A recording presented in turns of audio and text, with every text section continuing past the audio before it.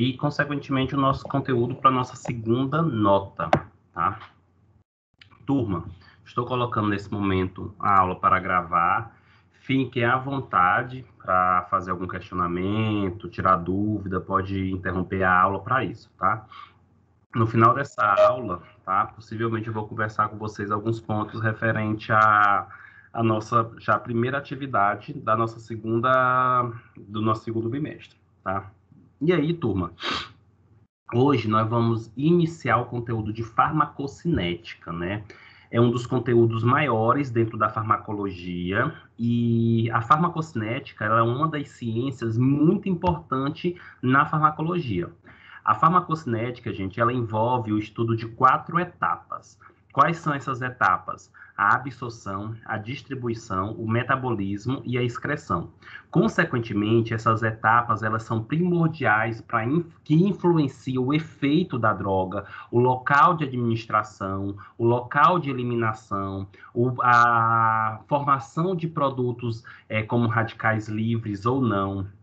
Em outras palavras, o próprio nome farmacocinética já nos mostra do que se trata esse conteúdo. Quando eu falo cinética, eu estou me referindo a movimento. Quando eu falo fármaco, eu estou falando da substância. Então, quando eu envolvo farmacocinética, a etiologia da palavra diz que é o movimento que uma substância ela faz. Essa substância ela faz esse movimento aonde? No organismo. Então, toda vez que a gente vai usar, consumir, administrar, se expor a uma substância, essa substância, turma, de modo geral, ela pode ser absorvida pelo organismo, ela pode ser distribuída no organismo, ela pode sofrer metabolização ou biotransformação, que é a mesma coisa, pelo organismo, e ela pode ser eliminada ou excretada pelo organismo. Ou seja, a farmacocinética é o que o organismo faz com a droga. Então, quando eu me refiro farmacocinética, é o que o organismo faz com a droga. O que o organismo faz com a substância? Ele absorve, ele distribui, ele metaboliza e ele elimina. E diante disso, nós vamos estudar detalhe por detalhe da farmacocinética. Então, como eu estou falando aqui para vocês, envolve 4 etapas. E o nosso conteúdo de farmacocinética é o estudo detalhado dessas 4 etapas.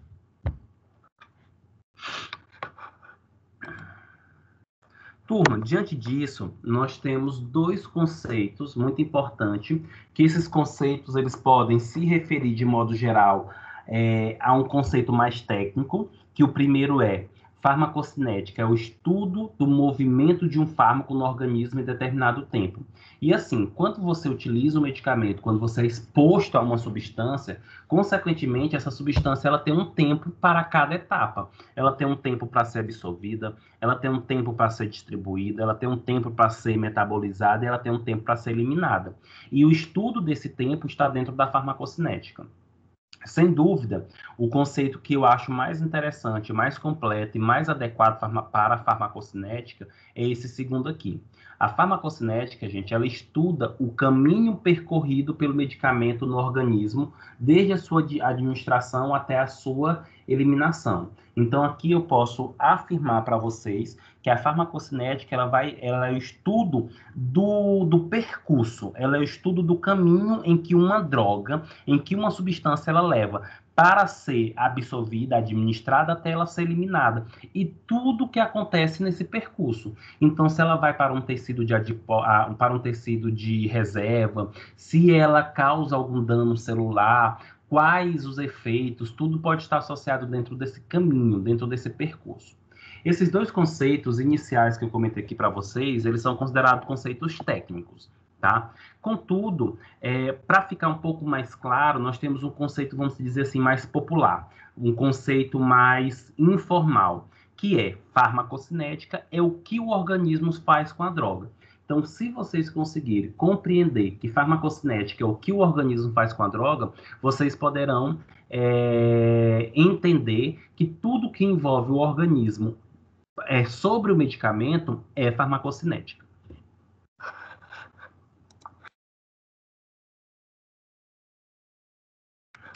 E aí, turma, diante desse contexto, nós temos uma outra ciência, aliás, nós temos um outro conteúdo, uma outra modalidade que nós vamos estudar assim que nós concluirmos a farmacocinética, que é a farmacodinâmica.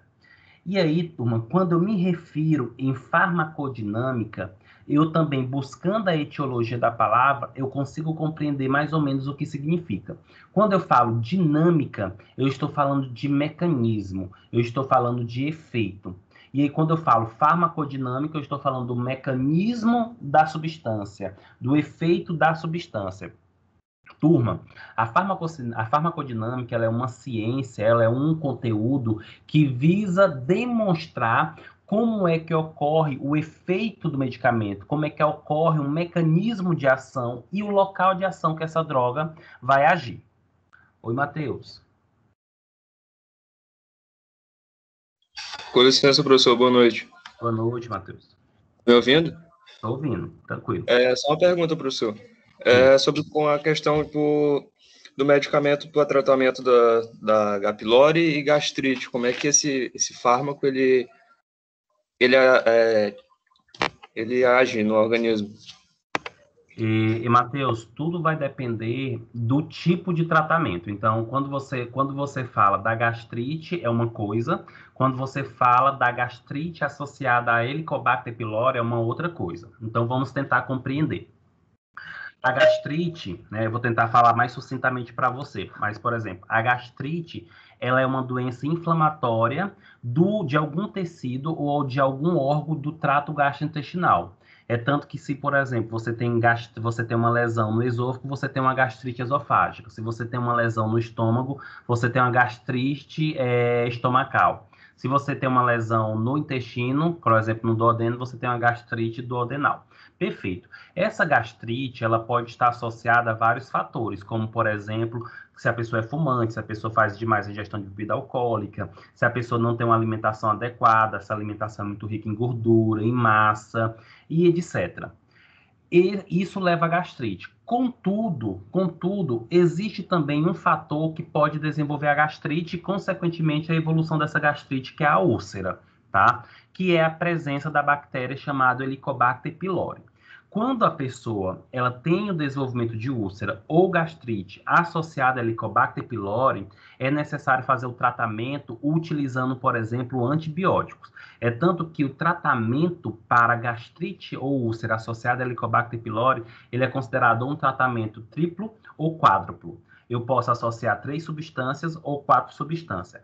De modo geral, o que eu posso afirmar para você? Que o tratamento de uma pessoa que tem gastrite ou úlcera associada a Helicobacter pylori, primeira coisa, tem que tratar com antibiótico. Só que o antibiótico não trata a gastrite, mas o antibiótico ele mata a Helicobacter pylori, que é um dos fatores que está levando a lesão no estômago, por exemplo. Além disso, é dado outros medicamentos, como, por exemplo, lansoprazol, omeprazol. Esses medicamentos eles já vão diminuir a acidez estomacal, para começar a ter uma cicatrização daquela lesão. Então, primeiro ponto a compreender, se a pessoa tem gastrite associada a Helicobacter pylori, consequentemente, nós temos o quê? Que tratar com o uso de antibióticos e outros fármacos que tratam a gastrite. Agora, se a pessoa ela só tem gastrite porque ela come demais farinha, ou porque ela é fumante, ou porque bebe muito refrigerante, eu não preciso dar antibiótico. Eu já dou somente, por exemplo, omeprazol, pantoprazol, uma cimetidina, ranitidina, que já até saiu do mercado. Então, assim, essa questão do tratamento, consequentemente, pode estar associado ao perfil. Vou agora jogar a minha resposta de acordo com o que eu estou falando aqui, farmacocinética. O medicamento, quando a pessoa ela tem gastrite, vamos dizer, no estômago, e ela toma um medicamento omeprazol, esse omeprazol ele vai ser absorvido e depois que vai para as células do estômago para levar aí a diminuição do suco gástrico. Agora, se, por exemplo, a pessoa está com azia, ela já vai tomar o antiácido e esse antiácido ele vai agir diretamente ali no estômago. Então, assim, essa questão da absorção do medicamento, do local de ação do medicamento, tudo vai depender do quê? Da doença, do contexto e, consequentemente, sem dúvida, o principal ponto do medicamento. O medicamento ele vai influenciar para saber aonde é que vai ser o local de ação. Deu para compreender, Matheus? Era essa a tua dúvida ou tu tem uma dúvida mais específica? Não, era isso, era basicamente isso. Obrigado, professor. De nada. Certo, turma. E assim, como eu estava comentando aqui para vocês, essa relação da farmacodinâmica e da farmacocinética. Gente, aonde tem farmacocinética, tem farmacodinâmica. Apesar de eu ensinar para vocês, apesar da farmacologia dividir em dois conteúdos, farmacocinética e farmacodinâmica, é importante nós compreender que são duas ciências, são dois conhecimentos que se interrelacionam. Aconteceu farmacocinética ou está acontecendo farmacocinética e está acontecendo farmacodinâmica. E se está acontecendo farmacodinâmica é porque está acontecendo também farmacocinética, tá? Então, só resumindo, farmacocinética é como o organismo age sobre o medicamento e a farmacodinâmica já é como o medicamento ele age no organismo. Como é isso? Aonde é que o medicamento vai agir? Qual é o local? Como é que ele age? Ele bloqueia isso, ele estimula isso, ele impede isso e, consequentemente, qual é o efeito disso? Isso é a farmacodinâmica, tá? E aí, gente, quando nós pensamos na farmacocinética, que é o nosso primeiro ponto aqui do nosso conteúdo, é importante compreender o quê? Que tudo que envolve, por exemplo, via de administração, absorção, distribuição, biotransformação e eliminação, são pontos que a gente dá uma ênfase para a farmacocinética. E toda vez que eu vou falar de local de ação, mecanismo de ação ou efeito, está associado aí à farmacodinâmica, tá? É importante nós compreender que a farmacodinâmica, por ser o mecanismo de ação das substâncias, isso está totalmente relacionado ao que? Ao local onde vai agir. E a maioria dos medicamentos, eles agem, gente, através de receptores, sendo que receptor é um alvo proteico que é encontrado ou na superfície das células, ou dentro, ou no interior das células, tá? E que a gente vai estudar mais detalhadamente o que é receptor, quais são os tipos de receptor e quais as importâncias desses receptores na farmacodinâmica, só daqui mais ou menos uns 3 encontros, tá?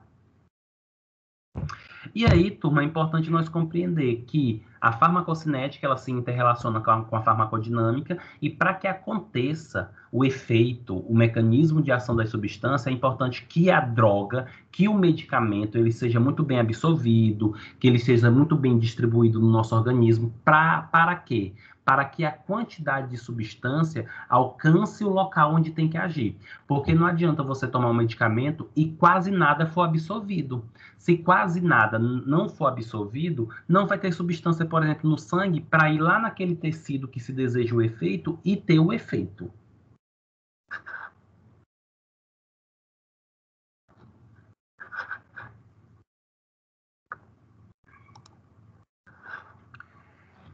E aí, turma, para tentar, né, deixar um pouco mais claro essa questão do que seria cinética, do que seria dinâmica e da relação deles dois, eu trouxe um exemplo aqui para vocês do medicamento, né, da substância diclofenaco, né? Lembrando que o diclofenaco é um medicamento anti-inflamatório não esteroidal, tá? Ele tem uma propriedade anti-inflamatória, analgésica, principalmente, tá? E antitérmica. Então, olha só, eu dividi em etapas que envolvem tanto a cinética como a dinâmica do diclofenaco. Olha só, o diclofenaco ele é ingerido, né? Quando ele é ingerido, ou seja, quando você administra o diclofenaco por via oral, comprimido, draja, o que acontece? Esse comprimido, ele vai desintegrar no estômago. Ou seja, quem desintegra O comprimido. Mas quem que favorece a desintegração? O estômago. O estômago, por ter a presença do suco gástrico, ele favorece a desintegração do comprimido. Isso vai acontecer, isso consequentemente favorece o quê? A substância ela vai lá para o intestino, a substância consequentemente vai ser absorvida, vai para a corrente sanguínea. Uma vez que a substância ela está na corrente sanguínea, ela vai ser distribuída até o local onde tem a inflamação para agir nesse local. Perfeito. O que é isso aqui que eu contei para vocês, essa historinha? Isso, gente, é farmacocinética. Mas por quê, professor? Porque quem desintegra é o estômago, quem absorve é o estômago, é o intestino, quem distribui o diclofenaco no nosso corpo é o sangue. Ou seja, tudo está associado ao quê? Organismo. É o organismo que faz. E tudo que for o organismo que faz sobre o medicamento é cinética, é farmacocinética. Pronto. A substância ela foi distribuída, ela chegou até o local da inflamação. O que vai acontecer quando o diclofenaco chega lá naquele tecido que está inflamado? O diclofenaco ele vai agir sobre uma enzima chamada ciclooxigenase.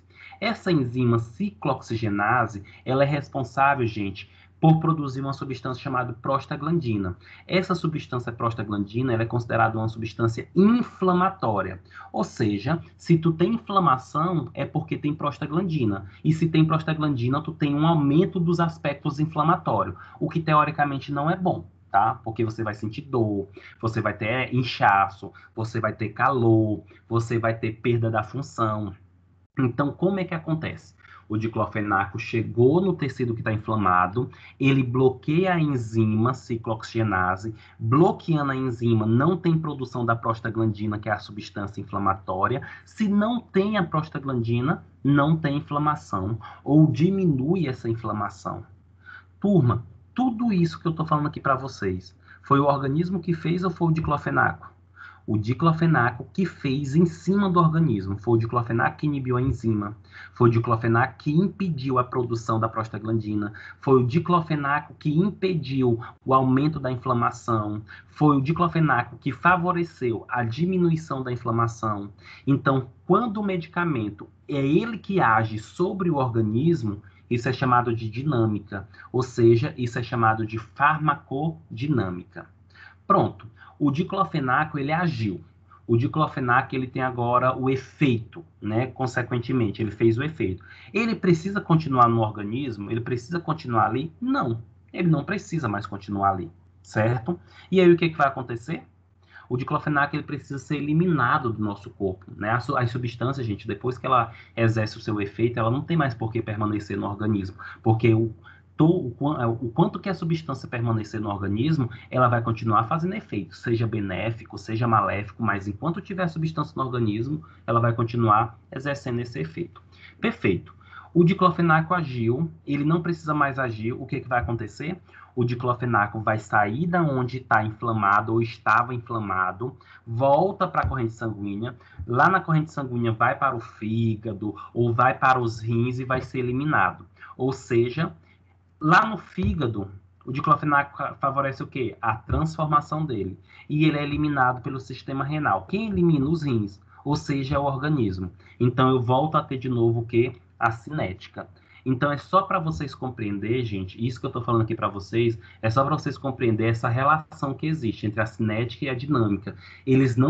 Essas etapas não acontecem separadas, elas se interrelacionam. E isso serve para todos os medicamentos, tá, turma? Eu trouxe o diclofenac como um exemplo, mas de modo geral serve para todos.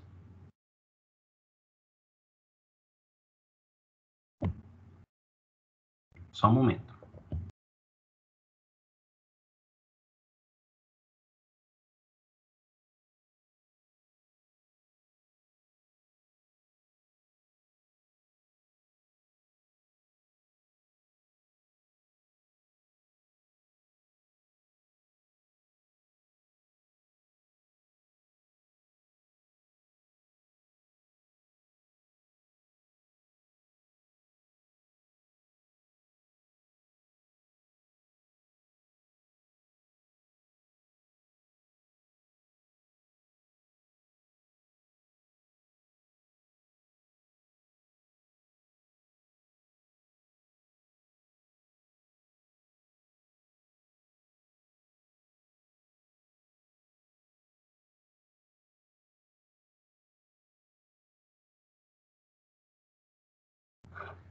E aí, turma, continuando, eu trago para vocês a inter-relação novamente da farmacocinética e da farmacodinâmica. Então, nós temos aqui essa relação que existe entre entre esses dois conhecimentos. Então, nós temos aqui, olha só, a droga ela é administrada, né? Ou seja, a dose da substância é administrada. Quando eu falo que a dose é administrada, independe da via de administração, tá bom? Pode ser administrado por qualquer via. Consequentemente, uma vez que a droga ela é administrada, dependendo da via, ou quase que todas as vias, essa substância ela vai ser absorvida. Gente, a absorção se refere à capacidade da substância ir para a corrente sanguínea do local onde foi administrado. Perfeito. Uma vez que a substância ela é absorvida, que chegou na corrente sanguínea, nós temos alguns aspectos aqui. A substância ela pode ser distribuída, ela pode ir para vários órgãos e tecidos no corpo, como também, gente, a substância, ela uma vez que chega na corrente sanguínea sistêmica, ela já pode ir para o local de ação, tá? Lembrando que, uma vez que a substância ela cai na corrente sanguínea sistêmica, ela pode ir para vários órgãos, pode acontecer várias coisas, até porque as substâncias elas não caminham enfileiradas, tá? Então, uma parte vai já ser eliminada, uma parte já vai para o fígado, outra parte já vai para o local onde vai exercer o efeito. Tranquilo. Então, olha só, uma vez que a substância ela cai na corrente sanguínea, ela pode ir logo ser distribuída para vários tecidos, já pode ir para o local onde vai ter o efeito, ou até mesmo já pode ir para o fígado e sofrer metabolização e ser eliminado pelo sistema renal. Tudo isso que eu estou falando para vocês aqui é a farmacocinética. Contudo, uma parte dessa substância ou as substâncias, elas podem, consequentemente, ir para o local de ação, ir lá para onde tem que agir, exercer o seu efeito e, consequentemente, já pode ter o efeito farmacológico, já pode ter uma resposta clínica benéfica ou não. E tudo isso aqui já é farmacodinâmica, ou seja, ressaltando o que eu estava comentando anteriormente, farmacocinética e farmacodinâmica são ciências que interrelacionam, não se estuda separado. Apesar de a gente mostrar separado para vocês, mas a gente tem que abrir a nossa mente para compreender que é interrelacionado.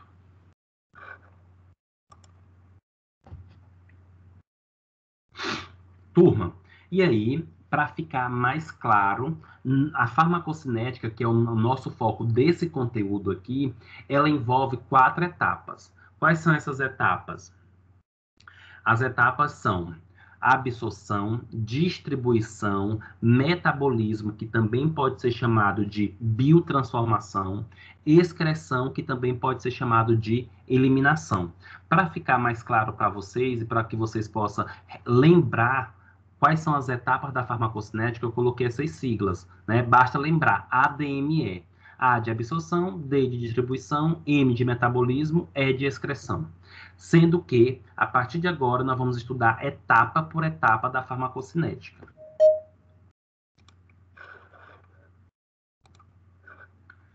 A primeira etapa, gente, da farmacocinética é a absorção. Gente, e a substância, para ela chegar até a corrente sanguínea, ou seja, que é o processo de absorção, não é tão simples, tá? Não é tão simples. Ah, não, a substância foi administrada por via oral, vai para o estômago, depois vai para a corrente sanguínea. Mas esse negócio de vai para a corrente sanguínea, do estômago para a corrente sanguínea, gente, existe tanta coisa que acontece para que a substância possa chegar na corrente sanguínea, que é o que eu vou explicar para vocês agora, os fatores associados à absorção. Então, olha só, primeiro, qual é o conceito de absorção? É a transferência de um fármaco do seu local de administração para a corrente sanguínea. Então, toda vez que a gente fala absorção, significa que a substância ela foi administrada, tá, em um local, em uma via, e essa via favorece com que depois a substância vá para a corrente sanguínea. Ou seja, isso aí é absorção.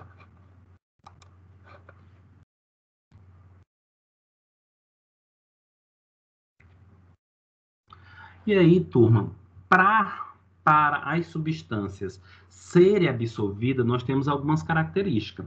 Olha só, vários medicamentos, aliás, os medicamentos, principalmente quando são administrados por via oral, eles passam pelo que nós chamamos de fase farmacêutica. O que é a fase farmacêutica? é uma fase que envolve os processos de desintegração e dissolução. Como assim? O que nós temos que entender aqui? Olha só. Turma, imagine um medicamento que é um comprimido, e aí você ingere esse comprimido. Quando você ingere o comprimido, que ele vai para o estômago, a substância ela não vai logo para a corrente sanguínea. O que tem que acontecer com esse comprimido? Primeiro, ele tem que desintegrar, em outras palavras, ele tem que desmanchar. A substância que está presente ali no comprimido, ela é liberada no suco gástrico, na solução. Depois ela se mistura com essa solução para só depois ser absorvido. Isso daqui já explica, turma, por que os medicamentos líquidos, eles acabam tendo um efeito mais rápido do que os medicamentos que são ingeridos sólido. Porque os medicamentos líquidos, eles não passam pela etapa de desintegração. Ele já chega na corrente sanguínea diluído, aliás, ele já chega na corrente sanguínea líquido. Então, já chega no suco gástrico líquido. No suco gástrico, ele já sofre o processo de diluição. Então, já vai ser absorvido mais rapidamente. Então, os medicamentos líquidos, eles têm os efeitos mais rápidos. Não é que eles são melhores, só o efeito que é mais rápido, tá? Então, todos os medicamentos, dependendo da forma farmacêutica, eles precisam passar pela fase farmacêutica, seja desintegração de solução ou somente dissolução. E aí, uma vez que eu tenho a substância diluída nas secreções, seja gástrica, seja intestinal, essas substâncias elas vão ser absorvidas. E aí vai iniciar o processo de absorção, distribuição, metabolismo, excreção e, concomitantemente, a farmacodinâmica. Vai agir no seu local de efeito, vai ter o seu efeito através do seu mecanismo de ação. Tranquilo, turma? Alguma pergunta?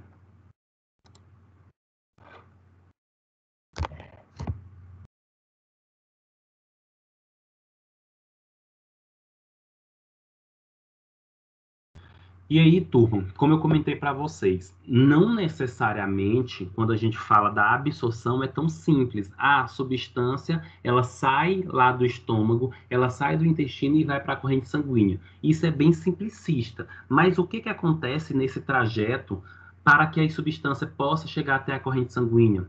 Turma, é importante compreender que as substâncias, quando passa pelo processo de absorção, essas substâncias elas têm que superar, elas têm que ultrapassar várias barreiras, principalmente as barreiras biológicas do trato gastrointestinal. Então, por exemplo, quando a substância vai para o estômago e é absorvida no estômago, a substância ela tem que ultrapassar o muco, a substância ela tem que ultrapassar a parede do epitélio do estômago, depois tem que ir para o interstício, depois do interstício tem que ultrapassar o vaso sanguíneo para chegar até dentro do vaso, ou seja, tem que ultrapassar barreiras. E essas barreiras são constituídas por células, e as células, gente, têm uma membrana que envolta elas, que é a membrana plasmática.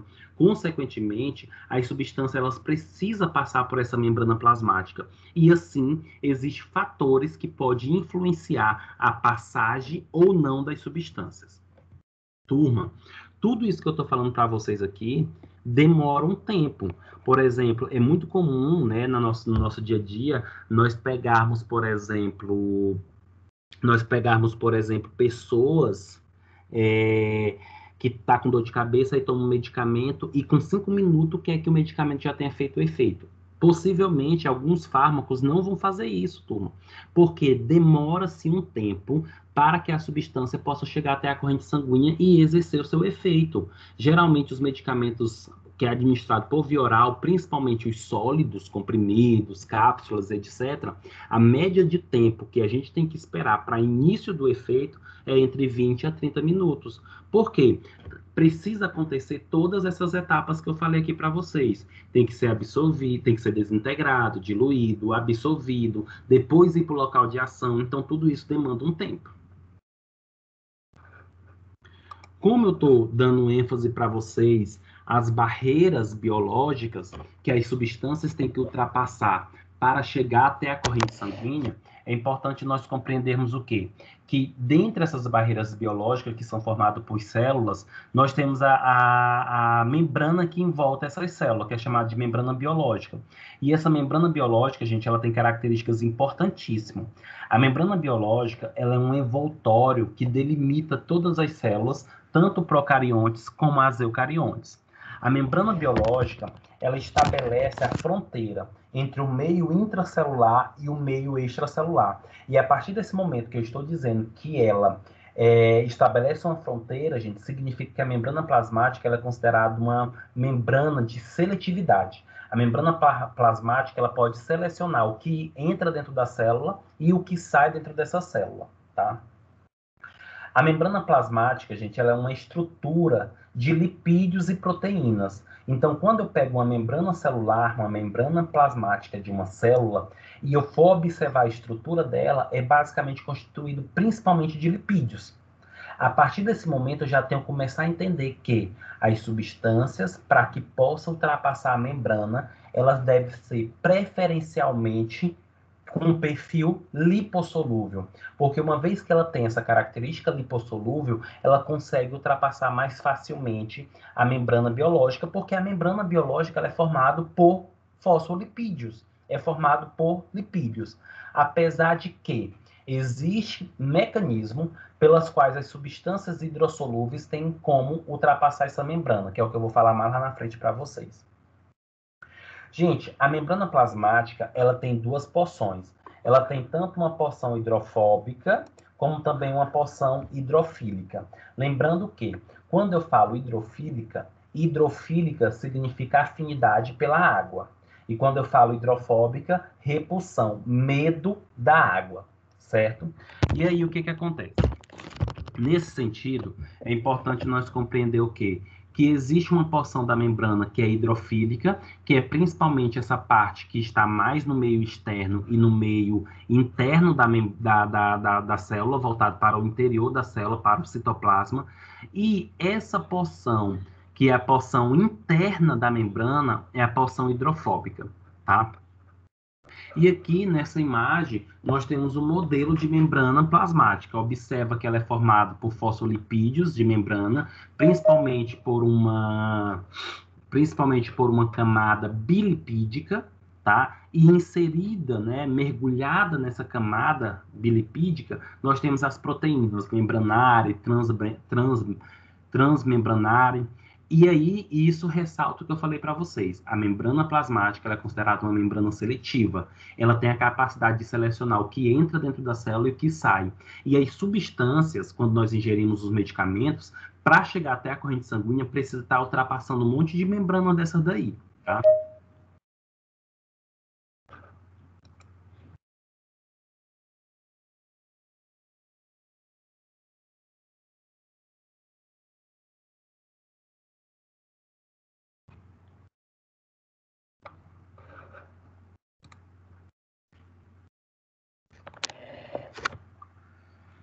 E aí, turma, assim é importante nós compreendermos o quê? Quando as substâncias, de modo geral, elas chegam até a corrente sanguínea, significa que elas foram absorvidas. E para ser absorvida, essas substâncias, elas precisam ultrapassar as membranas. E elas podem ultrapassar as membranas por dois mecanismos, por dois tipos de transporte. Transporte ativo e transporte passivo. O transporte passivo é aquele que não há gasto de energia. É porque a substância ela vai a favor do gradiente, ou seja, ela sai da região mais concentrada para a região menos concentrada. Consequentemente, algumas substâncias elas também podem ser absorvidas, ou seja, ir para a corrente sanguínea através de transporte ativo, que é quando a substância ela vai contra o gradiente de concentração, ou seja, ela sai de uma região menos concentrada para uma região mais concentrada. Mas nesse caso, há um gasto de energia. E dentre o transporte passivo, existem alguns tipos de difusão, ou seja, alguns tipos de transporte passivo, que é a difusão simples, que é a difusão por poro e a difusão facilitada. Olha só, A difusão simples segue um gradiente de concentração em virtude de sua solubilidade na camada lipídica. A difusão por poro geralmente é quando se tem substâncias que têm perfil aquosa, que consegue ultrapassar o canal poroso que tem na membrana. E a difusão facilitada é quando existe a participação de uma proteína que ajuda nesse transporte. Nessa imagem aqui, é mais fácil nós compreendermos. Por exemplo, a difusão através do canal aquoso, tá? Essa difusão através do canal aquoso significa o quê? Observa, turma, que nós temos o meio extracelular, o meio intracelular e a membrana. Observa que na membrana nós temos um canal. Esse canal aqui é um canal que geralmente passa, por exemplo, água. Então, todos os medicamentos, todas as substâncias que têm um perfil hidrossolúvel e a molécula é pequena, geralmente vai ter facilidade de passar por esse canal aquoso.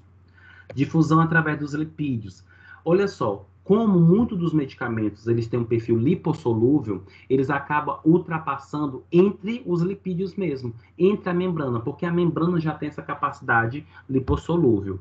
E existem outros medicamentos, outras substâncias, que para serem absorvidas, ou seja, ir de um local para outro, precisa o auxílio de uma proteína transmembranar. O que seria isso? É uma proteína que ela está ligada do meio externo ao meio interno, e aí essa substância ela consegue se ligar a essa proteína e a proteína consegue transportar de um lado para outro. E tudo isso aqui, gente, é sem gasto de energia. É um transporte passivo.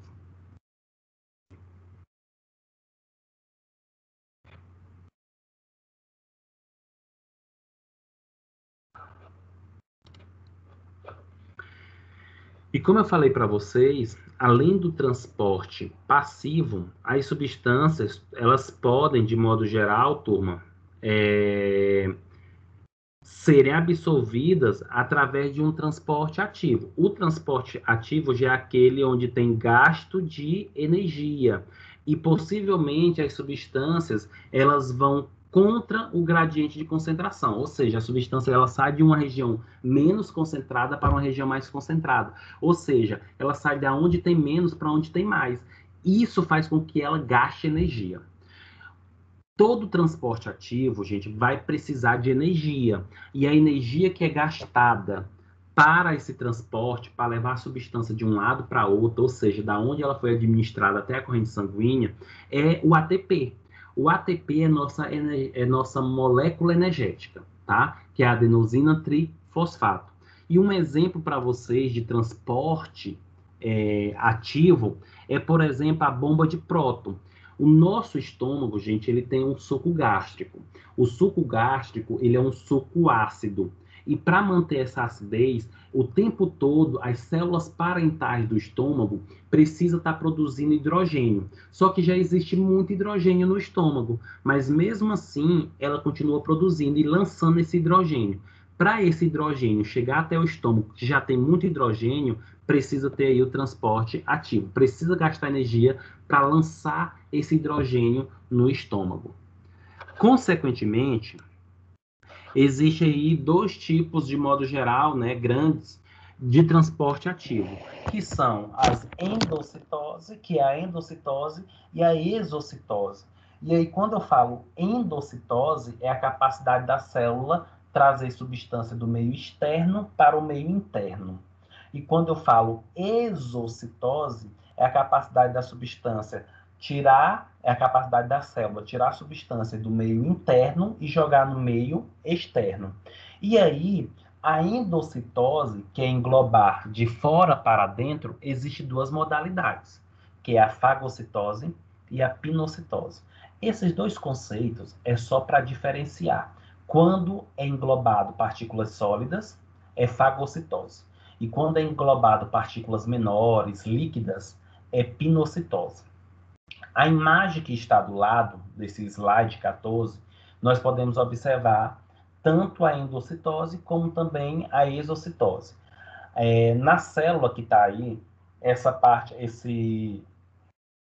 partícula aí, teoricamente, em amarelo, observa que a célula está englobando. Quando engloba, é endocitose. Então, ela vai desmembrando, né, distendendo a membrana celular até formar um vacúolo e colocar a substância internamente. Isso daí é endocitose. Já mais do lado direito, que vocês veem esse conjunto de bolinhas verdinhas, observa que existe a vesícula secretora. Essa vesícula aí, ela começa a se fundir a membrana. Fundindo a membrana, ela libera as substâncias que estavam dentro da vesícula secretora. Isso daí, gente, já é retirada da substância interna para o meio externo. Isso é chamado aí de exocitose. Ou seja, turma, para que as substâncias, para que os medicamentos, para que os fármacos possam alcançar a corrente sanguínea, eles precisam atravessar as membranas. Podem ser por transporte passivo, pode ser por transporte ativo. Diante disso, diante desses fatores associados à absorção, nós temos alguns aspectos muito importantes a ser comentados, tais como os fatores que são envolvidos na absorção. Quando eu me refiro a fatores envolvidos na absorção, eu estou falando que são situações que podem aumentar a absorção, como também pode impedir a absorção das substâncias. Não esqueçam, a absorção é quando a substância ela alcança a corrente sanguínea do local onde ela foi administrada.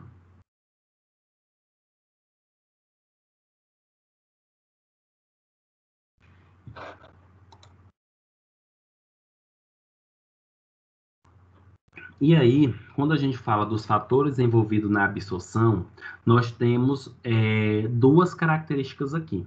Os fatores que são ligados ao medicamento e os fatores que são ligados ao organismo. Vamos pensar nos fatores ligados ao organismo inicialmente. Turma, se tem uma região onde o medicamento ele foi administrado e essa região é altamente vascularizada, consequentemente, o que vai acontecer? Vai ter mais absorção da substância, porque chega mais sangue naquele local onde o medicamento foi administrado e, consequentemente, vai sendo absorvido mais rápido a substância. Superfície de absorção. Quando os medicamentos eles são administrados em um tecido que tem um tamanho considerado, ou fatores que influenciam, por exemplo, o contato da substância, ele é mais absorvido. Por exemplo, turma, se eu for comparar o estômago com o intestino, ele absorve mais substâncias do que o estômago. Por quê? Porque o intestino ele é maior que o estômago, então a substância ela permanece mais tempo no intestino e isso faz com que ela seja absorvida. Além disso, o intestino, gente, ele tem as microvilosidades. Essas microvilosidades aumentam o contato do medicamento com o tecido e isso facilita aí a absorção, tá? Permeabilidade capilar. Gente, quando os vasos sanguíneos eles estão dilatados, né? Quando os vasos sanguíneos estão vasodilatados, eles são melhores para ser absorvido. Por quê? Não há resistência no vaso. O vaso não está enrijecido e isso facilita a absorção. Turma, só um momento para eu pegar uma água.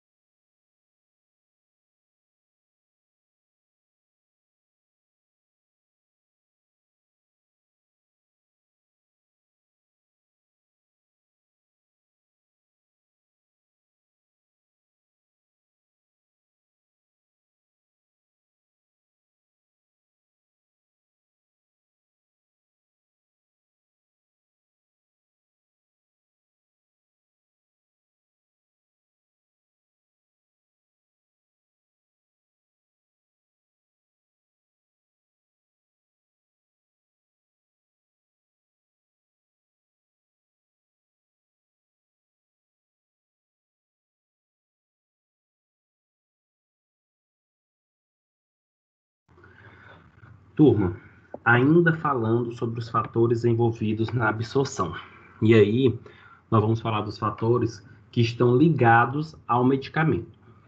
Lembrando que, quando me refiro a fatores envolvidos, podem ser fatores que tanto aumentam o processo de absorção, como podem ser fatores que possam diminuir os aspectos absortivos da substância. Ligado ao medicamento, lipossolubilidade. Quando os medicamentos eles têm um perfil lipossolúvel, ou seja, que tem afinidade por gordura, esses medicamentos eles têm uma facilidade melhor de ser absorvido, porque lembra-se, a membrana plasmática ela tem um perfil lipossolúvel, e isso influencia aí a absorção das substâncias quando elas são lipossolúveis, né? A concentração, quanto mais substância tiver, maior probabilidade dessa substância ser absorvida mais rápida. Por quê? Porque dá uma pressão osmolar da substância sair da região mais concentrada para a região menos concentrada. Por exemplo, a região mais concentrada pode ser o estômago, e isso vai fazer com que a substância saia do estômago e vá para a corrente sanguínea. Outro fator é o peso molecular, tá? E aí, quando se refere ao peso molecular, eu estou dizendo a característica química mesmo, né? A substância ela tem um tamanho menor, não tem tantos átomos, e grau de ionização, que é algo que a gente vai estudar lá na frente, na verdade já, né, sobre quando se fala grau de ionização. Como, por exemplo, gente, os medicamentos, de modo geral, as substâncias, quando os fármacos são administrados, geralmente eles são administrados nas formas de ácido ou base fraca. Resumindo, é importante que os medicamentos, para serem absorvidos, eles não tenham carga. Quando eu falo não tem carga, que ele não seja nem cátion e nem ânion, ou seja, nem positivo e nem negativo, porque a presença de carga nos fármacos, na estrutura química, faz com que ela diminua a sua solubilidade. Então, substâncias que são não ionizadas, ou seja, não são íons, ou seja, não têm cargas, elas são melhores absorvidas.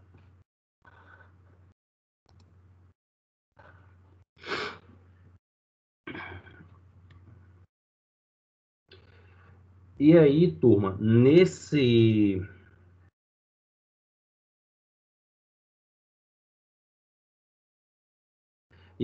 nessa característica aqui, eu trago para vocês uma situação bastante importante que influencia nessa absorção, a difusão através dos lipídios. Lembra que quando eu me refiro difusão, é a capacidade da substância sair do local onde foi administrado para a corrente sanguínea. Isso é passagem, isso é conseguir passar entre as membranas, tá?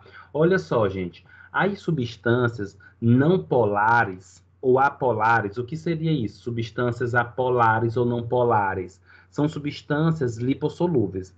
Elas dissolvem-se livremente em solventes não polares ou apolares, como os lipídios, e por conseguinte atravessam livremente as membranas celulares. Em outras palavras, o que essa frase ela nos refere? O que essa frase aqui está nos dizendo? Que quando as substâncias elas têm perfil lipossolúveis, elas são melhores de ser absorvidas justamente pela característica da membrana, que é lipídica. Nesse sentido, nós temos o que nós chamamos de coeficiente de permeabilidade. O que é esse coeficiente de permeabilidade? Quanto mais lipossolúvel é a substância, maior será o coeficiente de permeabilidade, ou seja, mais absorvido, mais difundido entre a membrana vai acontecer a substância. Assim, nós temos fatores que influenciam esse coeficiente, tais como substâncias apolares ou não ionizadas. Lembrando, turma, substâncias apolares são substâncias lipossolúveis. Substâncias apolares ou não ionizadas, elas têm maior lipossolubilidade e, consequentemente, maior absorção. Já as substâncias polares, que são aquelas hidrossolúveis, ou ionizadas, aquelas que têm cargas, elas são menos lipossolúveis e, consequentemente, menos absorvidas.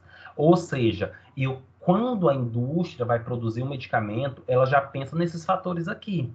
Ah, a substância ela tem que ter perfil apolar, a substância ela não deve adquirir carga, porque eu sei que isso vai influenciar na sua absorção.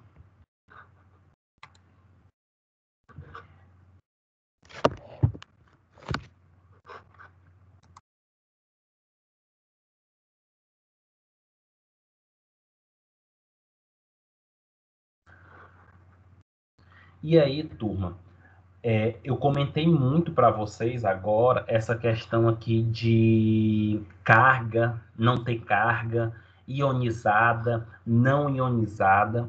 E assim, eu preciso explicar para vocês que essa questão de adquirir carga, de ter carga, de não ter carga, de ser ionizada, de ser não ionizada, isso está totalmente relacionado ao pH. pH significa potencial hidrogeniônico, né? De quantidade de hidrogênio em uma solução. Vamos entender. Turma, na prática, como é que funciona? Substâncias, medicamentos, fármacos que têm perfil ácido são melhores absorvidos no estômago. Por quê? Porque o estômago é ácido. Fármacos que têm perfil básico são melhores absorvidos no intestino, porque o intestino tem característica básica, tá? Nesse sentido, o que a gente pode compreender? Que as substâncias, elas sofrem influência do pH do local onde é administrado. E para que não venha ter essa influência, é importante a gente desenvolver os medicamentos de acordo com a característica de ácido ou base do local onde vai ser administrado. Olha só, gente, a maioria dos fármacos, eles são ácidos fracos ou base fraca. Gente, quando o medicamento ele tiver um perfil ácido, ele vai ser melhor absorvido no estômago. Por quê?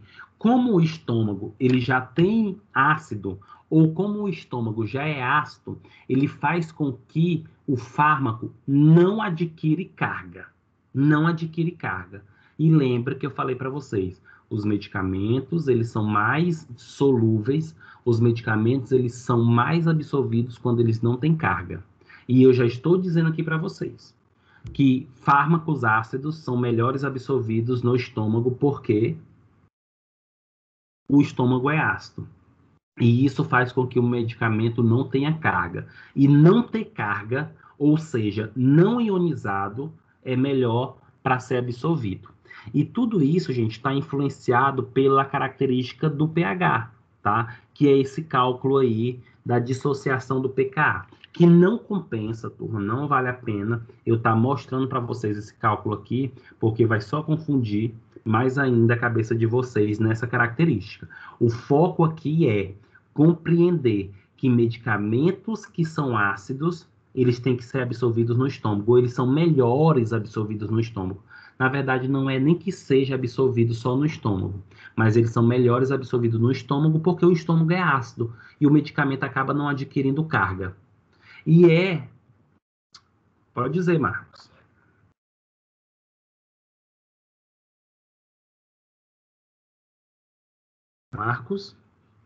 Marcos Leite Silveira, gostaria de fazer a pergunta? Fica à vontade. Deixa eu ligar o microfone. Deixa eu ligar o microfone, deu uma travada. Tô escutando, Marcos. Sim, pois é, professor. Eu estava lendo um dia desses atrás aí, que era uma tal de fake news que existe na área da farmácia, diz que não pode tomar antibiótico de estômago vazio. É fake news ou não é, professor?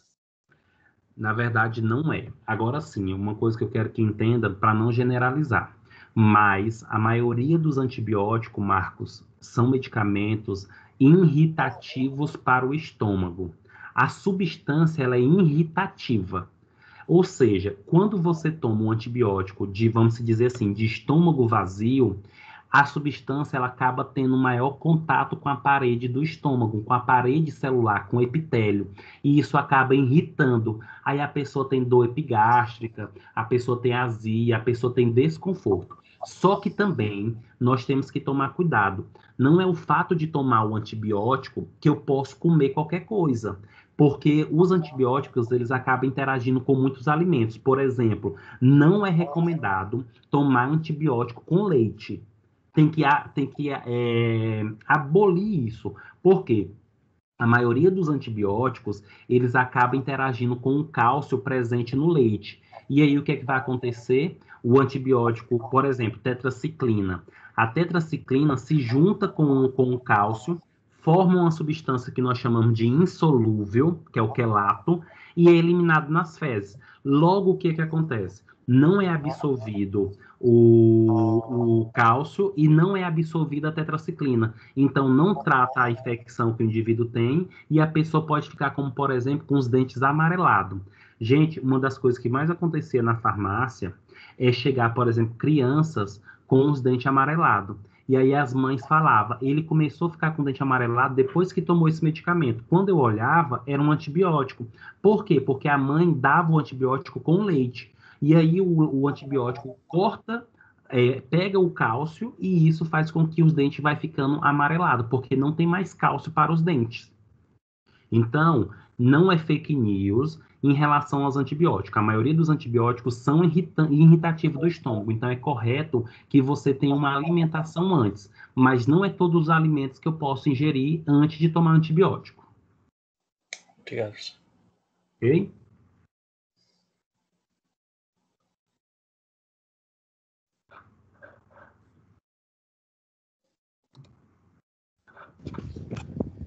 Professor, mas isso serve só para antibiótico ou para qualquer outro medicamento? Tomar só com água. Adielilson, olha o que acontece. Adielilson, né? Adielison, eu gosto muito de comentar o seguinte. Quando eu não sei que o medicamento ele pode ser ingerido com suco, com chá, com alimentos ou com qualquer outro produto, a única orientação que eu dou é com água. O medicamento, quando ele é ingerido com água, eu sei que ele não vai sofrer nenhuma influência. Mas não são só os antibióticos que sofrem influência em relação a isso. Outros fármacos podem melhorar a sua absorção com alimentos, como também pode piorar a sua absorção com alimentos. Então, assim, não existe um padrão para isso. O correto é que você entenda cada classe e cada medicamento, porque tem medicamentos dentro da classe que uns podem ser com alimentos e outros podem não ser. Vou dar um exemplo aqui para vocês. Gente, por exemplo, vitamina C e sulfato ferroso. Quando a pessoa vai tomar, por exemplo, biotônico Fontoura, ou quando a pessoa vai tomar, por exemplo, suplemento de ferro, né, é adequado que se indique uma vitamina C, porque a vitamina C forma um complexo com o ferro e facilita a absorção tanto do ferro quanto da vitamina C. E isso é muito bom, tá? Esse é um exemplo que eu estou dando aqui para vocês. Outro exemplo, o metronidazol. O metronidazol, eu vejo muita orientação de que o metronidazol ele deve ser dado com alimentos. Mas, na verdade, gente, o metronidazol ele é mais absorvido sem alimento, porque ele é uma substância hidrossolúvel. Por isso que ele é mastigável. Porque quando mastiga, já começa a absorção, por exemplo, na boca, porque é repleto de saliva, é repleto de água. Então, o metronidazol, a orientação não é nem com alimento, é sem alimento. Mas eu vejo muita prescrição dizendo que é após alimentos. E, na verdade, não é. Porque muitos prescritores não têm esse conhecimento. Então, assim, Adielson, eu não posso dizer para você o que pode ou não pode, porque tudo vai depender da classe e tudo vai depender da substância. Agora, o que eu digo, se eu não sei que pode ser com alimento, que pode ser com suco, que pode ser com refrigerante, que pode ser com chá, se eu não sei disso, a única orientação é indique a ingestão com água, porque a água não vai influenciar. Certo, professor, obrigado.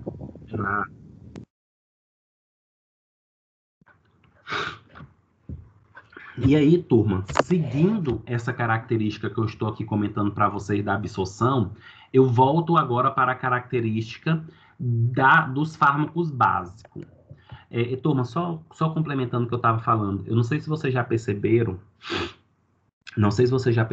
que a maioria dos antibióticos, pode observar, eles vêm mais em cápsula. Por que os antibióticos geralmente eles vêm em cápsula? Porque os antibióticos, eles são irritativos do estômago. Quando eu coloco o medicamento, quando eu coloco o antibiótico em cápsula, acaba abrindo a cápsula, gente, no intestino. Então, acaba não irritando tanto o estômago. Pode observar isso, que muito dos antibióticos é mais em cápsula. Para quê? Para evitar justamente a irritação do antibiótico no estômago. E aí, como a cápsula ela se abre no intestino, a substância acaba sendo absorvida no intestino e irritando menos o estômago. Alguém levantou a mão, pode dizer, mas não tem o nome aqui. Professora Cleidimar. E por que para criança eles passam mais em líquido? Aí, para criança, é mais indicado líquido pelo fato da facilidade da ingestão. Só por isso. Mas, consequentemente, o que é que vai acontecer? A criança ela vai sofrer um pouco mais por causa da irritação do antibiótico no estômago. Mas o motivo de se passar mais o antibiótico líquido para a criança é o fato dela aceitar mais, a ingestão ser bem mais fácil. Além disso, observa que a maioria dos antibióticos que são indicados para crianças que são líquidos, eles são saborizados. Eles são, tem corante, tem sabor. E isso facilita o quê? A ingestão por essas crianças, tá? Compreendido, Cleidimar? Compreendi, professor. Então, mas se a criança conseguir ingerir o comprimido, não tem problema não, né, professor? Não tem problema. Outra coisa que também tem que entender, deixa eu também dar uma outra justificativa, porque assim, gente, farmacologia, como eu gosto dessa disciplina e como eu gostaria de ter sido presencial, porque é uma gama de informação. A gente não tem uma receita de bolo, a gente não tem um padrão. Mas, por exemplo, antibiótico em criança. Um dos motivos também dos antibióticos para criança serem líquido, por causa da dosagem. Quando eu dou o antibiótico líquido para a criança, pelo peso, pela característica da criança, eu sei uma dosagem mais adequada. Já os medicamentos antibióticos, quando são em comprimido, ele tem uma dosagem padrão. E talvez aquela dosagem padrão para a criança já passa a ser tóxica. E tanto criança como idosos, o antibiótico, a dosagem tem que ser modificada. Ela não pode ser aquela padrão, porque isso pode levar a um efeito mais tóxico mais facilmente nesse grupo, tá?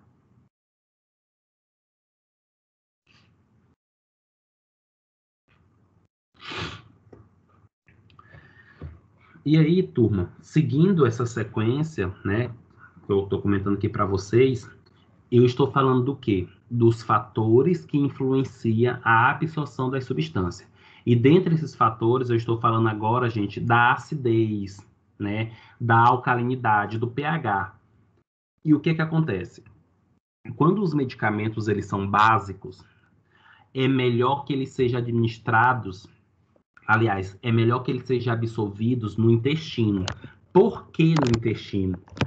Porque os medicamentos básicos, eles são melhores absorvidos no intestino, porque o intestino ele tem um pH mais alcalino. Quando eu falo pH mais alcalino, é um pH mais básico. E por que isso é importante? Lembra que eu falei para vocês, turma, os medicamentos eles são tanto ácidos fracos ou base fracas. Resumindo, eles não podem ter carga, eles não podem ser cátion, eles não podem ser ânion. E a presença do pH ácido ou básico do nosso organismo influencia em eles ter carga ou não. Os medicamentos ácidos, eles são melhores absorvidos no estômago porque o estômago é ácido. Logo, o medicamento ele não adquire carga. Quando os medicamentos básicos, eles são melhores absorvidos no intestino, porque o intestino ele é mais alcalino, consequentemente, o medicamento básico ele não adquire carga, ele perde a carga, ou seja, ele fica sem carga, acaba sendo melhor absorvido. Resumindo essa característica aqui para vocês, entenda. Não é o fato de eu estar dizendo aqui para vocês que os medicamentos ácidos é melhor absorvido no estômago, que eles não vão ser absorvidos no intestino. Vão. Se eu pegar um medicamento ácido e for para o intestino, lá no intestino o medicamento ácido vai ser absorvido, mesmo o intestino sendo básico. Mas como assim, professor? Vai ter absorção, só que a absorção ela é menos. Ela é mais demorada, ela não é completa. Igualmente, eu pegar um medicamento que é básico e colocar ele para ser absorvido no estômago. Vai ser absorvido? Vai. Só que não em grande quantidade, não completamente. Porque o adequado para a absorção ser boa é ácido com ácido, básico com básico.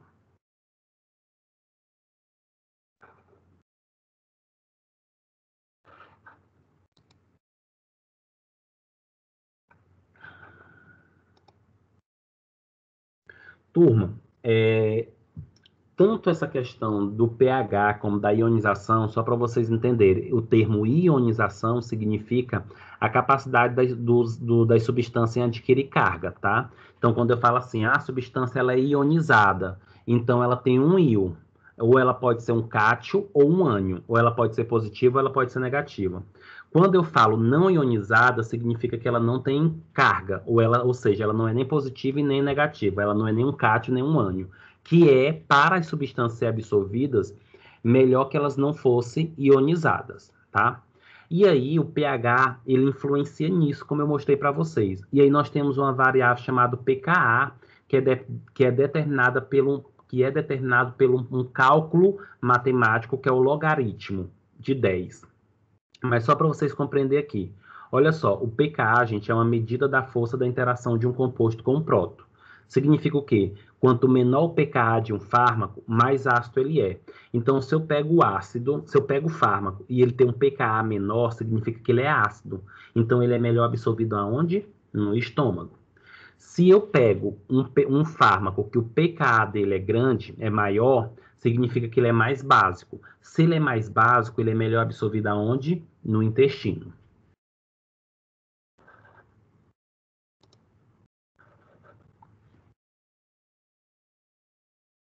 E aí, turma, nós temos aqui uma tabela, tá? Uma tabela importantíssima para vocês compreenderem essa característica do pH e a influência que o pH pode favorecer nos aspectos de absorção, nos aspectos de eliminação, tá? Olha só, turma, deixa eu tentar mostrar aqui para vocês. Turma, olha só o que acontece. Imagine só uma substância que ela é ácida, um medicamento que é ácido, e ele vai ser administrado em um pH ácido, como por exemplo no estômago. Vai sofrer ionização? Vai adquirir carga? Não. Se a droga não tem carga, ela é melhor o quê? Absorvida. Só que aí nós temos uma situação aqui. Quando ela é melhor absorvida, ela demora mais a ser eliminada. Por quê? Gente, é ao contrário. Para que as substâncias elas sejam melhor absorvidas, elas não podem ter carga.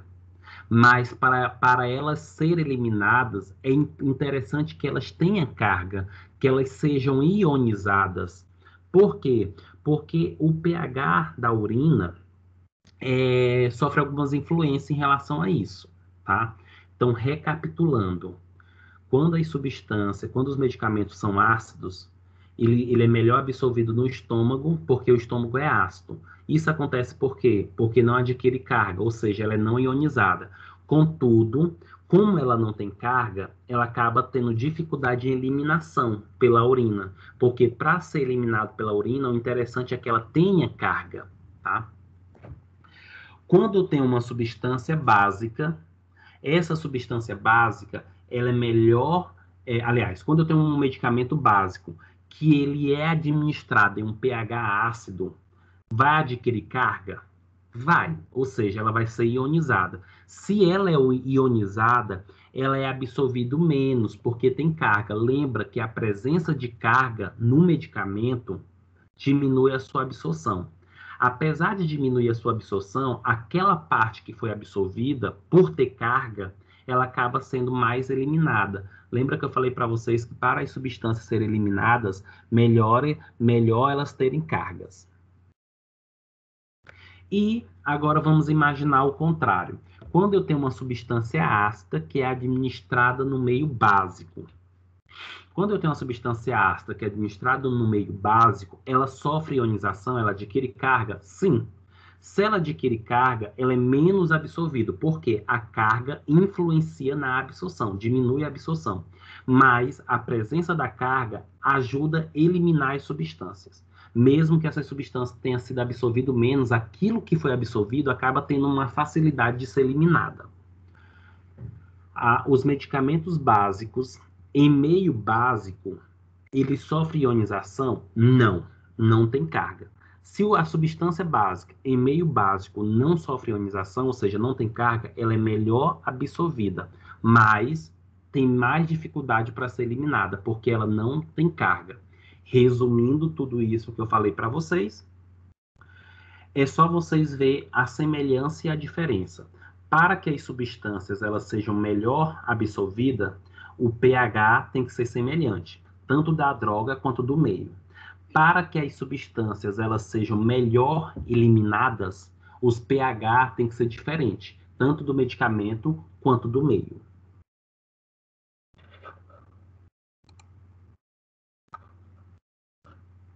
Turma, alguma pergunta, algum comentário?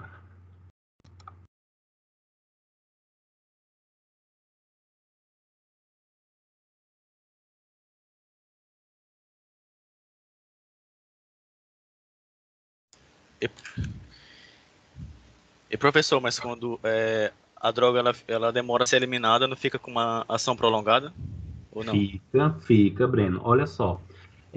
Quanto mais tempo uma substância, Breno, ela permanece no organismo, ela vai continuar exercendo o seu efeito. Pode ser esse efeito benéfico, pode ser esse efeito maléfico.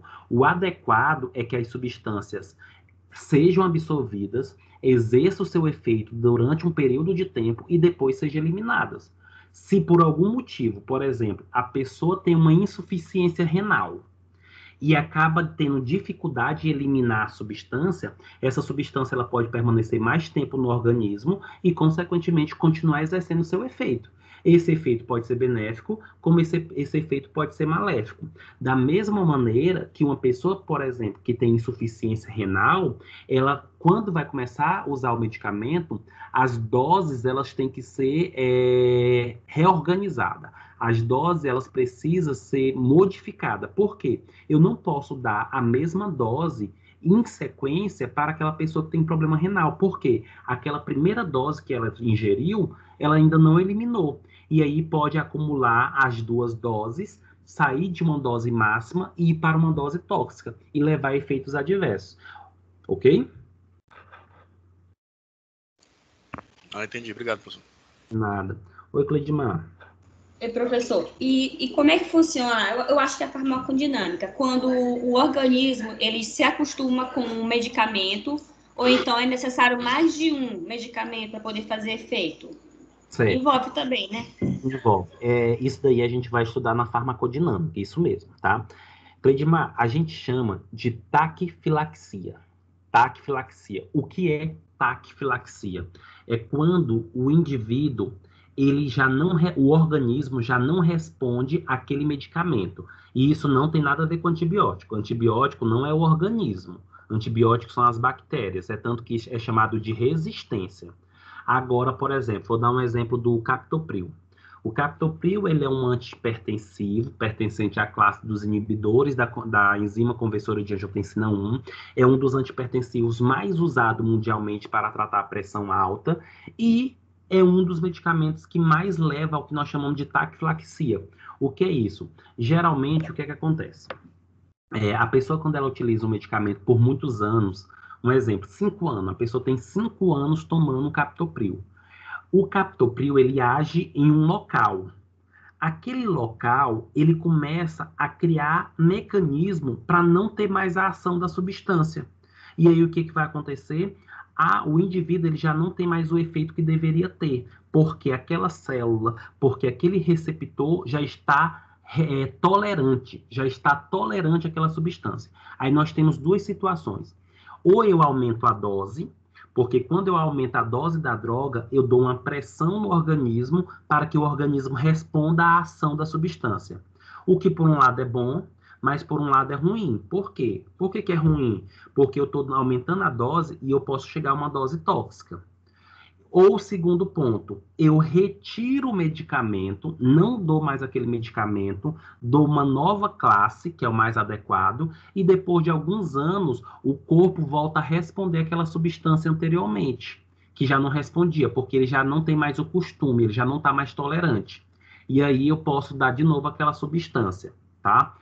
Ou então, eu posso associar a substância a uma outra, onde uma age de uma maneira e a outra age de outra maneira, onde vai se somar os seus efeitos e aí manifesta aí um efeito terapêutico esperado, que é o que acontece muito com os medicamentos antihipertensivos. Vocês podem observar, gente, que geralmente pessoas que são hipertensas, geralmente elas tomam 2 ou 3 medicamentos para controlar a pressão alta. Pode dizer, Cleidmar. Professor, a mesma coisa acontece quando a pessoa tem a dependência de um medicamento, porque tem gente que só faz efeito com um tipo de medicamento. Deixa eu tentar explicar, porque assim, quando a gente utiliza o termo, Cleidmar, dependência, esse termo dependência se refere a uma dependência química, tá? O que é a dependência química? É quando o corpo ele começa a necessitar daquela substância, tanto que os medicamentos que levam à dependência química são medicamentos que precisam ser taxados como psicotrópicos, que são medicamentos aí controlados. Por quê? Porque levam à dependência química. O corpo se torna refém daquela substância. Agora, no teu caso, que você está dizendo aí, o que eu consigo entender é, a pessoa ela é dependente daquele medicamento porque ela acredita que somente aquele medicamento vai fazer efeito. Não é que só aquele medicamento faz efeito, mas ela que se torna dependente. É igualzinho, por exemplo, gente, Nelsoro, Sorine. Gente, quantas pessoas que não estão com o nariz obstruído, que não estão com rinite, mas já se tornaram dependentes daquela substância. Isso já é algo psicológico. Quantas vezes eu vejo pessoas, gente, que não estão fungando, que não estão com o nariz obstruído, mas só pelo hábito eles tiram o Nelsoro do bolso e colocam no nariz, porque virou um hábito. Aí a gente tem que diferenciar o que é uma dependência psicológica e o que é uma tolerância. Porque, por exemplo, vou dar um exemplo. Se eu fosse hipertenso, eu poderia tomar o captopril, como eu também poderia tomar o losartana. Ah, não, eu só quero losartana. Por quê? Porque possivelmente eu gostei mais, mas não significa que o captopril ele não seja bom.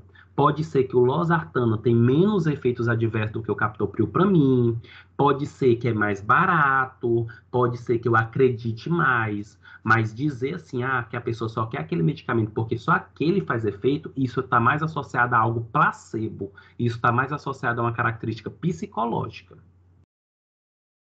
Entendi, professor. Obrigada. De nada. Pode dizer, Breno. Professor, é aleatório o medicamento ser absorvido ou no estômago ou no intestino? Por exemplo, a vitamina C, que é um medicamento ácido, que é o ácido ascórbico. Desculpa, Breno, eu não consegui entender sua pergunta. Pode repetir?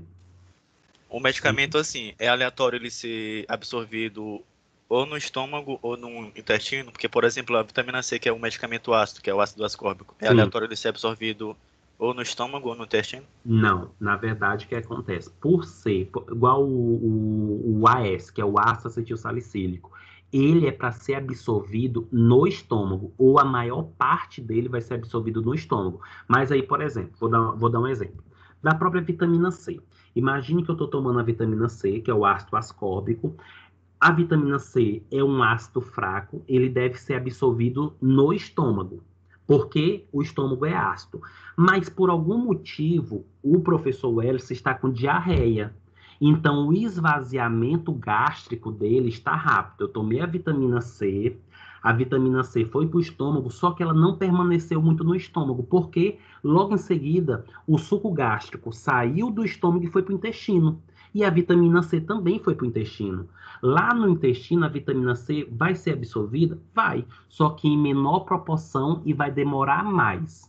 Então, assim, não necessariamente só vai acontecer no estômago ou só vai acontecer no intestino. O que eu quero que vocês entendam dessa aula de absorção é que o padrão substâncias ácidas é para ser absorvida no estômago em maior quantidade, com mais facilidade. Não é que não seja absorvida no intestino, pode até ser, mas vai ter mais dificuldade e não vai ser absorvida em grande quantidade. Inclusive, se vocês pegarem, por exemplo, gente, vários multigripais, tá? Como Cimegripe, Resfenol, Cimegripe, etc. Tem um monte de multigripais que é em cápsula.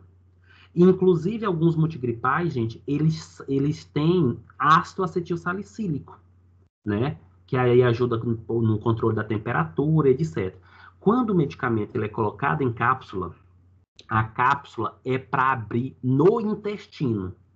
Aí vocês podem se questionar, mas professor, você está dizendo agorinha que o ácido acetilsalicílico, ele é para ser absorvido no estômago porque é ácido. Mas você está dizendo que tem medicamentos que botam o ácido acetilsalicílico em cápsula. Então ele vai para o intestino e vai ser absorvido no intestino? É, porque a cápsula vai abrir no intestino. A questão é que lá no intestino, o ácido acetilsalicílico ele vai ser absorvido menos ou com mais dificuldade. Mas por que prefere colocar, por exemplo, em cápsula o ácido acetilsalicílico? Gente, porque o AS é um veneno para o estômago. Apesar de ele ser ácido, ele é altamente irritativo. É tanto que pessoas que utilizam demais AS, elas começam a sentir dores estomacais, porque o ácido acetilsalicílico é altamente irritante, tá? Compreendido? Sim, sim, professor. Oi, Marcos. Pode falar. Professor, em algum momento da aula, o senhor estava falando sobre os IBPs, no caso, que o senhor até trouxe o caso do omeprazol. Isso. Mas será que não é um risco, no caso, um dos riscos dos IBPs, não seria mascarar um câncer gástrico? Sim, sim. Gente, IBPs é a sigla para inibidores da bomba de próton, que é um dos fármacos que diminui a produção do suco gástrico e, consequentemente, diminui a azia, a queimação, a gastrite. E, Marcos, concordo totalmente com você. Vamos imaginar que tem uma pessoa que sente muita dor no estômago, tem uma pessoa que tem gastrite e não sabe ao certo, tem uma pessoa que coloca sangue pelas fezes, e aí isso leva a dor.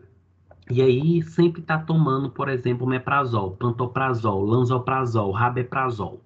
Sempre está tomando esses IBPs. E aí isso vai minimizando, a pessoa vai, porque vai diminuindo a queimação, vai diminuindo a dor, e isso vai mascarando possivelmente um problema que está maior ali no estômago.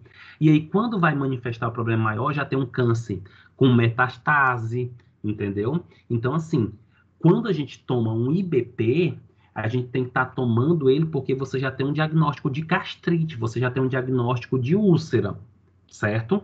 E outra, não deve estar tomando o tempo todo, porque muitas vezes eu posso ter úlcera, fiz o tratamento com um IBP, e aí depois de alguns anos desenvolveu de novo a úlcera. Aí eu tenho que tomar cuidado em quê?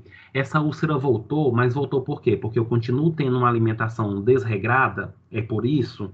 Se for, eu já sei a causa, mas será que essa úlcera voltou porque agora é uma nova ferida? Será que aquela ferida não cicatrizou? Será que essa ferida já não é um câncer? Então, os IBPs podem se mascarar alguns problemas estomacais, como o câncer. Inclusive, não só os IBPs, os próprios antiácidos. Tem pessoas que são viciadas em antiácido, é o tempo todo mastigando um estomazil, um gastrol. Gente, por que a pessoa está o tempo todo com azia? Será que não é um problema maior?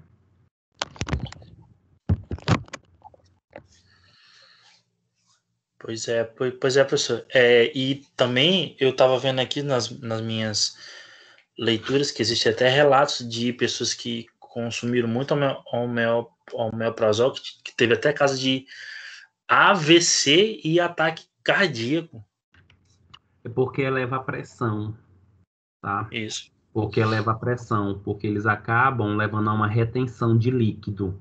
E aí, quando tem essa retenção de líquido, Marcos, aumenta o volume de sangue. Quando aumenta o volume de sangue, o coração ele se vê obrigado a bombear mais. E para bombear mais o sangue, tem que aumentar a frequência cardíaca. Aumentando a frequência cardíaca, tem ataque cardíaco e pode ter um infarto.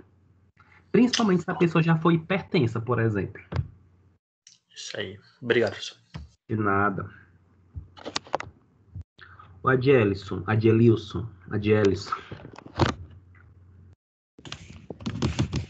Professor, quando se fala assim da dependência, que o senhor falou que é do fato mais psicológico, né? Vamos supor, um paciente chega na farmácia querendo comprar uma losartana, e aí ele é acostumado a comprar só do laboratório da AMS, vamos supor. Aí não tem. Aí Certo. vai e oferece na prática. Porque ele fala que só o da AMS faz efeito. Isso é psicológico ou é porque realmente só faz efeito para ele, aquele laboratório? Vamos por parte. Adielson, quando você fala isso, a primeira coisa que eu preciso saber é: você está falando do genérico, você está falando do ético ou você está falando do similar? Porque isso sofre influência. Então, vamos imaginar... Não, eu falo do genérico. Vamos supor que é o genérico da MS. Losartana, genérico, né? Que no caso é... MS. Aí, no caso, ele chega querendo comprar a losartana da MS, só que não tem da MS, só tem da prática. Porque ele disse que para ele só faz efeito da MS, da prática já não faz. Entendeu? Perfeito. Entendi. Olha o que é que acontece. Vamos tentar compreender isso. Teoricamente, não deveria ter diferença. Por quê? Os medicamentos genéricos, eles passam por testes que comprovam a sua qualidade em relação a efeito. Contudo, qual é a regra do genérico? A regra do genérico é que a concentração das substâncias, elas alcancem a corrente sanguínea em uma porcentagem próxima daquele que é o ético. Perfeito. A diferença é que quando eu vou produzir o genérico da MS, eles podem colocar excipientes melhores. Eles podem colocar excipientes com mais qualidade, excipientes que podem melhorar a absorção, excipientes que agrade mais o paciente. Quando eu pego a losartana da prática, o que vai acontecer? Ela é boa? Ela chega à concentração no sangue adequadamente? Chega. A questão é que os recipientes que foi utilizado ali para fazer o genérico da prática pode ser uns recipientes um pouco com menos qualidade, pode ser uns recipientes diferentes. Na prática, na teoria, não há diferença, mas o paciente ele pode sentir que o da MS ele se sente melhor porque ele toma e logo é mais absorvido, então ele não fica tão cheio, não fica com a substância tão presa ali no estômago, ele percebe porque isso tem um gosto melhor, ele percebe que pode ter um efeito mais rápido, comparado à da prática. Não é que da prática não faz efeito nele, mas sim porque ele percebeu que a MS acaba tendo uma melhor qualidade para ele. Não sei se ficou claro isso para você, mas o que eu posso dizer é que tem como o paciente ele consegue sim saber se tem um melhor ou outro. Agora, não tem como ele dizer que não presta para ele. O da prática é tão bom quanto o da MS. A diferença é que para o paciente ele já quer o da MS porque ele percebeu por prática que o da MS tem um efeito melhor, porque é absorvido mais rápido. Até a textura, gente, do medicamento, do comprimido, o paciente ele pode perceber. Pode ter diferença, porque o que é o medicamento genérico? Ele tem que ter a substância, e a substância ela tem que chegar na corrente sanguínea na mesma concentração. Agora, o recipiente que tu vai usar pode ser qualquer um. Pode ser um com a qualidade melhor ou com a qualidade mais inferior. Sim, entendi a diferença agora, professor. Obrigado. Tá? Só quero esclarecer mais uma coisa, Adielis. Não é que da Prate, nesse exemplo que você está dando, não tem efeito. Tem. Mas pode ser que na prática do paciente, porque ele toma todo dia, ele já percebeu que o da MS pode ter uma qualidade melhor. E pode ter sim, por causa dos recipientes que são diferentes, porque os recipientes não precisam ser os mesmos. Entendi, professor. Obrigado. Tá.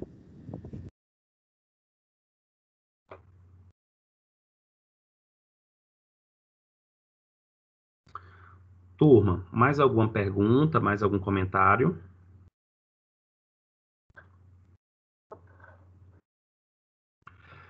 Turma, se vocês não têm mais nenhuma pergunta, nenhum comentário, eu vou encerrar a aula de hoje por aqui. Lembrando que eu já até comentei para vocês que meu objetivo é sempre passar um conteúdo de uma maneira mais simples, mais leve, não sobrecarregar tanto de informação, porque o ensino remoto é um pouco diferente. Gostei muito desse debate hoje da gente. Então, nós encerramos a absorção. Na próxima aula, eu vou falar de distribuição, que é bem pequeno, só é 2, 3 slides, metabolismo e excreção. E aí a gente encerra o conteúdo de farmacocinética. Um ponto importante para vocês. Hoje ou amanhã, eu vou passar a nossa primeira atividade, tá? Nossa primeira atividade do segundo bimestre. E essa atividade, gente, já vou adiantando para vocês, é vocês fazerem o ED, os estudos dirigidos e o desafio nota máxima e mandar para mim um print da tela, realizando, né, feito o desafio nota máxima e o certificado dos EDs, tá? Ou o print da realização dos EDs para o meu e-mail.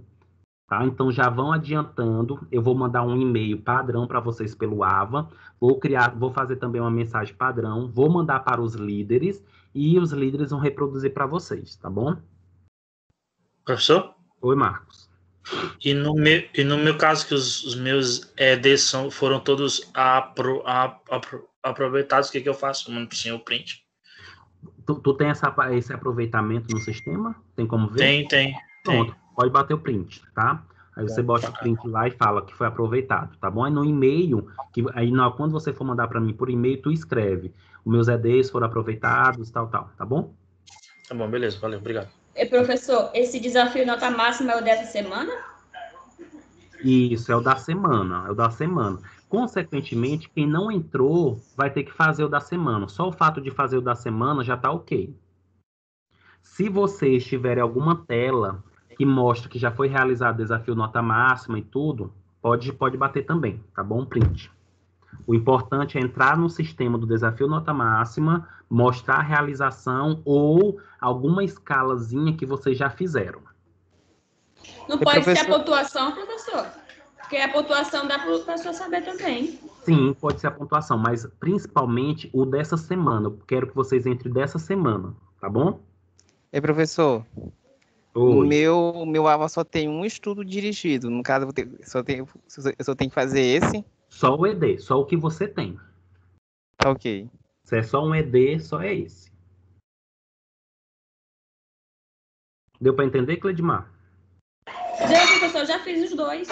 Perfeito. Então é só bater o print e já começar a preparar o e-mail. Tá bom? Gente, qualquer dúvida, só entrar em contato e até breve. Lembrando que a próxima semana vai ser semana de cursos, tá bom? Professor,